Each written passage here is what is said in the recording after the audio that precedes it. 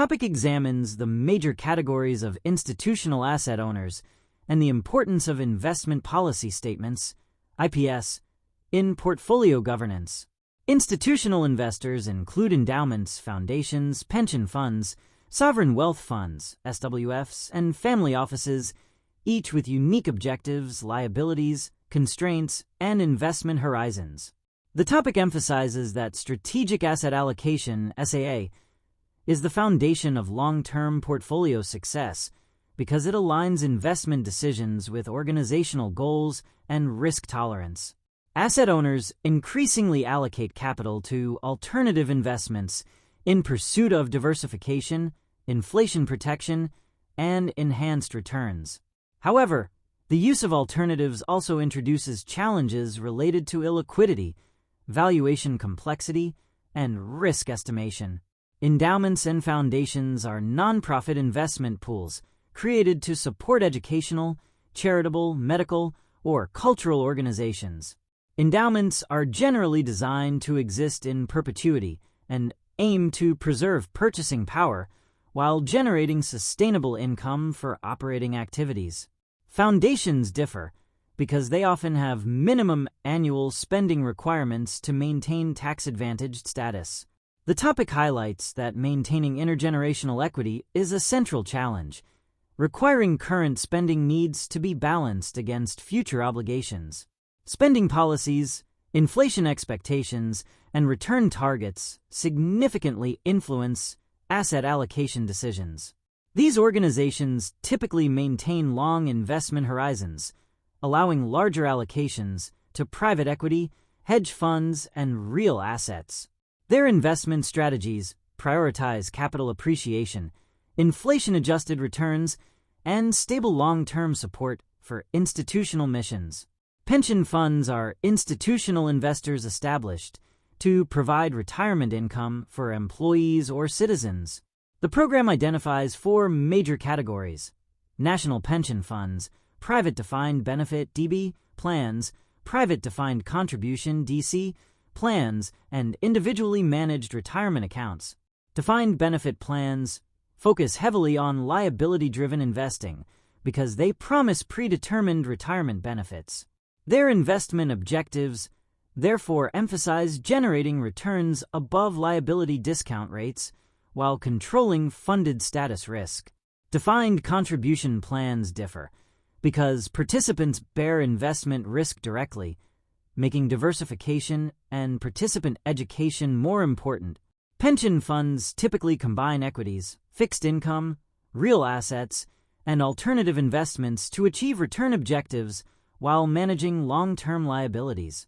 Time horizon, workforce demographics, funding status, and liquidity needs all influence pension asset allocation decisions and risk tolerance assessments.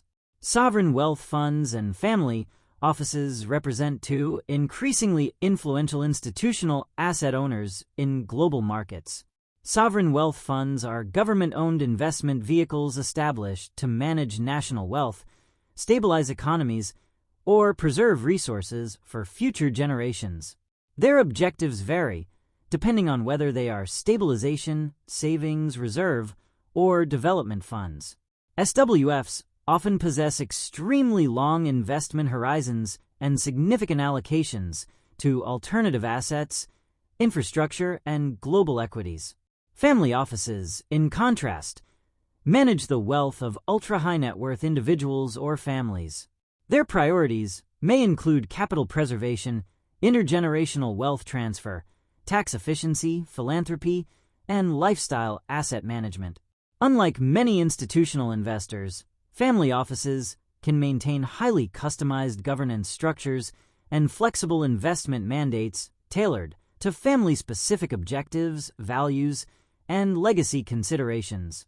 The topic also explains the importance of strategic asset allocation and the relationship between risk and return within institutional portfolios. Strategic asset allocation establishes long-term portfolio weights designed to maximize expected return for an acceptable level of risk. Expected returns are influenced by inflation expectations, real risk-free rates, and risk premiums across asset classes. Alternative investments can enhance diversification and return potential, but they create estimation challenges because of limited historical data, evolving markets, and reduced alpha opportunities as institutional participation increases. Asset owners frequently implement caps and floors on allocations to manage liquidity risk, concentration risk, and governance concerns. Constraints within investment policy are classified as either internal or external. Internal constraints include liquidity needs, time horizon, and sector restrictions, while external constraints include tax rules and regulatory requirements. Investment policy statements are critical governance documents that formalize investment objectives, constraints, responsibilities, and decision-making processes. A well-developed IPS provides strategic discipline, aligns stakeholders, clarifies fiduciary duties, and guides long-term portfolio management during periods of market stress. The IPS typically defines return objectives, risk tolerance, liquidity needs, spending policies, asset allocation guidelines, performance benchmarks, and manager selection criteria. For endowments and foundations, investment objectives often focus on outperforming inflation while sustaining spending requirements. Pension funds emphasize meeting liabilities, while family offices and SWFs tailor objectives according to broader wealth preservation or national policy goals. The IPS also specifies governance structures involving boards of trustees, investment committees, consultants, custodians, and outsourced CIOs. Overall, the IPS serves as the central framework linking institutional mission, risk management, and investment execution.